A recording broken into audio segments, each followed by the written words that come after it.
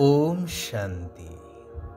कल्याणकारी परमात्मा शिव बाबांकर कल्याणकारी महावाक्य को धारण करी निज जीवन को हीरातुल्य स्वच्छ गढ़िवार पुरुषार्थ करुथिबा समस्त संगमयुगी श्रेष्ठ ब्राह्मण मानंकु अंतरर शुभेच्छा, शुभ अभिनंदन, सुप्रभात, सुस्वागतम। थरे जणे राजा अस्त्रागार रे अस्त्र परीक्षा करुथिबा बेले तांकर काणी आंगुठी रे क्षत सृष्टि हैला। राजा तेणु समस्ते व्यस्त हो पड़िले, किंतु राजांकर प्रिय मंत्री राजांको आश्वासना देई कहिले, व्यस्त होंतु नाही, ईश्वर जहा करंती प्राणींको मंगल पाई, सबुथिरे कल्याण ही अछि। राजा भीषण क्रोधित होई गले एवं आदेश देले मंत्री को कारागार रे बंदी करि देबा पाई। मंत्री कारागार रे रहिले। किछि दिन परे थरे राजा शिकार उद्देश्य रे किछि सैन्य एवं पारिषदों को नहीं जंगल को गले। शिकार करुथिबा समय रे हठात बणुआ हाथी पल सेमानंको उपरे आक्रमण करिदेले। तेणु जिए जुआड़े पाइले प्राण नहीं धाइले। अंधार हेई आसिला, काहार काहा सहित साक्षात हेई पारिला नाही। राजा देखिले दूर रे किछि आलुओ जलिबार। राजा से आड़ को अग्रसर हेले विपद उपरे आहुरी विपद जेपरी माड़ी आसिला। जंगली लोक माने राजांकु धरि नेले तांको मुखियांको पाखकु एवं विचार हेला आसंता काली राजांकु बलि दियाजिब तांको कुलदेवींको पाखरे। सकाळु मुखिया निर्देश देले राजांकु तनखी करिवा पाई। राजांकर आंगुठी रे क्षत थिबार देखि मुखियांकु जणई दिया गला। मुखिया निर्देश देले कि एही लोक बलि पाई उपयुक्त नुह, तेणु तांकु मुख्य रास्तारे छाड़ी देई आस। सेया हेला एवं राजा नूतन जीवन पाई राजनगर रे पहुंची आग गले मंत्री को कारागार रे साक्षात करिवा पाई।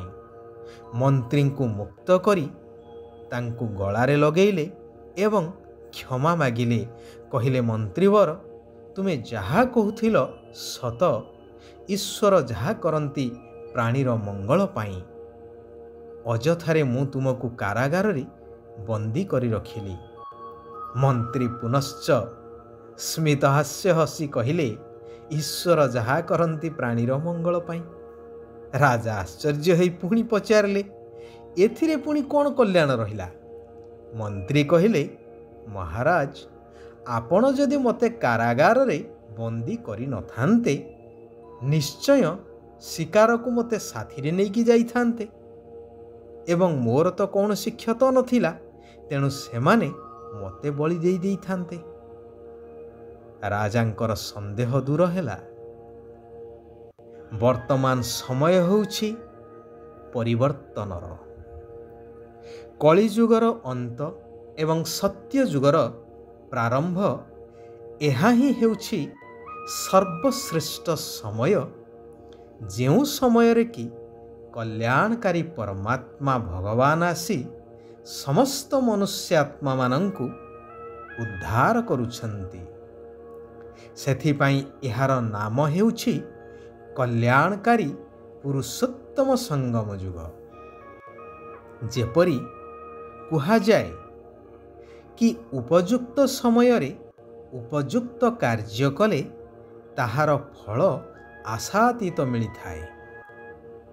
एही संगम समय रे बाबा निजर स्नेही संतान मानक सम्मुख को आसुछंती एवं पिता, शिक्षक ଆଉ ସଦ୍ଗୁରୁଙ୍କର ଅଭିନୟ ବର୍ତ୍ତମାନ ହିଁ ଭଗବାନଙ୍କର ଚାଲୁଅଛି। ଶିବ ବାବା କହୁଛନ୍ତି, ଏହା ସେହି କଲ୍ୟାଣକାରୀ ସମୟ ଯେତେବେଳେ କି ତୁମେମାନେ ଶିବ ବାବାଙ୍କର ଏହି ନିଆରା ମତ ଅର୍ଥାତ୍ ଶ୍ରୀମତ, ଯାହାକି ନର୍କକୁ ସ୍ୱର୍ଗ କରିବାର ବା ସମସ୍ତଙ୍କୁ ସଦ୍ଗତି ଦେବାର ମତ ଅଟେ, ସେହି ଶ୍ରୀମତକୁ ଜାଣୁଛ ଏବଂ ସେହି ଶ୍ରୀମତ ଅନୁସାରେ ଚାଲୁଛ। ତୁମେମାନେ ଏବେ ବାସ୍ତବରେ ସନ୍ନ୍ୟାସ କରୁଛ। ତୁମମାନଙ୍କର ସନ୍ନ୍ୟାସ ଶତପ୍ରଧାନ ସନ୍ନ୍ୟାସ ଅଟେ, ବେହଦର ସନ୍ନ୍ୟାସ ଅଟେ। କାରଣ ବୁଦ୍ଧି ଦ୍ୱାରା ତୁମେ ଏହି ପୁରୁଣା ଦୁନିଆକୁ ଭୁଲି ଯାଉଛ। ତୁମେ ଏହି ସନ୍ନ୍ୟାସ କରିବା ଦ୍ୱାରା କେବଳ ବାବା ଏବଂ ସମ୍ପତ୍ତିକୁ ମନେ ପକାଉଛ, ପବିତ୍ର ହେଉଛ ଏବଂ ନୀତି ନିୟମରେ ଚାଲୁଛ, ଯାହାଦ୍ୱାରା ତୁମେମାନେ ଦେବତା ହୋଇଯାଉଛ। ସାଧୁ ସନ୍ନ୍ୟାସୀମାନଙ୍କର ତ ହଦର ସନ୍ନ୍ୟାସ, ସେମାନଙ୍କର ବେହଦର ସନ୍ନ୍ୟାସ ନୁହେଁ। କାରଣ ସେମାନେ ଘରଦ୍ୱାର ପିଲାଛୁଆଙ୍କୁ ସିନା ଛାଡ଼ି ଯାଇଥାନ୍ତି, ହେଲେ ସେହି ଗୃହସ୍ଥୀଙ୍କ ଠାରୁ ତ ଭିକ୍ଷା କରି ଖାଇଥାନ୍ତି। ସାଧୁ ସନ୍ନ୍ୟାସୀମାନଙ୍କର ହଦର ସନ୍ନ୍ୟାସ। ତୁମେମାନେ ଈଶ୍ୱରୀୟ ପରିବାରର ଅଟ। ଈଶ୍ୱରୀୟ ପରିବାରର ନିୟମ ହେଉଛି ଭାଇ ଭାଇ ହୋଇ ରହିବା। ବ୍ରାହ୍ମଣ କୁଳର ନିୟମ ହେଉଛି ଭାଇ ଭଉଣୀ ହୋଇ ରହିବା। ସେଥିପାଇଁ ବିକାରର ଦୃଷ୍ଟି ଆସିପାରିବ ନାହିଁ। ଶିବ ବାବା କହୁଛନ୍ତି, ମନ୍ମନା ଭବ। ଦେହର ସବୁ ସମ୍ବନ୍ଧକୁ ଛାଡ଼ି ନିଜକୁ ଆତ୍ମା ନିଶ୍ଚୟ କର। ତେବେ ଆତ୍ମାରେ ଜନ୍ମ ଜନ୍ମାନ୍ତରରୁ ଗଚ୍ଛିତ ଥିବା ସମସ୍ତ ବିକର୍ମ ବା ପାପ ଭସ୍ମ ହୋଇ ଆତ୍ମା ପବିତ୍ର ଶତପ୍ରଧାନ ହୋଇଯିବ। ମନୁଷ୍ୟ ତ ଦେବତାଙ୍କ ପାଖକୁ ଯାଇ ମହିମା ଗାନ କରୁଛନ୍ତି ଯେ ଆପଣ ସର୍ବଗୁଣ ସମ୍ପନ୍ନ, ମୁଁ ନୀଚ ପାପୀ। ନିଜକୁ ତ ଦେବତା ବୋଲି କହିପାରିବେ ନାହିଁ, ଯେହେତୁ ପତିତ। ସେଥିପାଇଁ ନିଜର ପ୍ରକୃତ ଧର୍ମ ଆଦି ସନାତନ ଦେବୀ ଦେବତା ଧର୍ମକୁ ଭୁଲି କହିଦେଉଛନ୍ତି ହିନ୍ଦୁ। ଏହା ବୁଝିବାର କଥା। ଶିବ ବାବା କହୁଛନ୍ତି, ଦେହ ଅହଙ୍କାରକୁ ଛାଡ଼ି ଦେହୀ ଅଭିମାନୀ ଅର୍ଥାତ୍ ଆତ୍ମ ଅଭିମାନୀ ହେବାର ଅଛି। ଅଶରୀରୀ ହେବାର ଅଭ୍ୟାସ କରିବାର ଦରକାର। ଏହି ସୃଷ୍ଟି ନାଟକକୁ ଯଥାର୍ଥ ଭାବରେ ଜାଣି ପୁରୁଷାର୍ଥ କରିବାର ଅଛି। ଡ୍ରାମାରେ ଯଦି ଥିବ, ତେବେ ମୁଁ ପୁରୁଷାର୍ଥ କରିବି, ଏପରି ଚିନ୍ତା କରିବା ପୁରୁଷାର୍ଥହୀନର ଲକ୍ଷଣ ଅଟେ। ଶିବ ବାବା କହୁଛନ୍ତି, ସଙ୍ଗମ ଯୁଗର ମହତ୍ତ୍ୱକୁ ଜାଣି ନିଜର ଶ୍ରେଷ୍ଠ ପ୍ରାରବ୍ଧ ଜମା କରୁଥିବା ତୀବ୍ର ପୁରୁଷାର୍ଥୀ ହୁଅ। ଏହି ସଙ୍ଗମ ସମୟରେ ହିଁ ପରମାତ୍ମା ଭଗବାନଙ୍କ ସହିତ ଆତ୍ମାମାନଙ୍କର ମିଳନ ହୋଇଥାଏ, ଅର୍ଥାତ୍ ଶିବ ବାବାଙ୍କ ସଙ୍ଗର ଅନୁଭବ ହୋଇଥାଏ, ଯାହା ଅନେକ କାଳ ପାଇଁ ଜୀବନକୁ ହୀରାତୁଲ୍ୟ କରିଦେଇଥାଏ। ଏହାର ଯଥାର୍ଥ ମହତ୍ତ୍ୱକୁ ଜାଣି ଗୋଟିଏ ସେକେଣ୍ଡ ମଧ୍ୟ ବାବାଙ୍କ ସଙ୍ଗଠାରୁ ଦୂରେଇ ରହିବା ଅର୍ଥାତ୍ ଶ୍ରୀମତକୁ ଛାଡ଼ିବା ଅନୁଚିତ।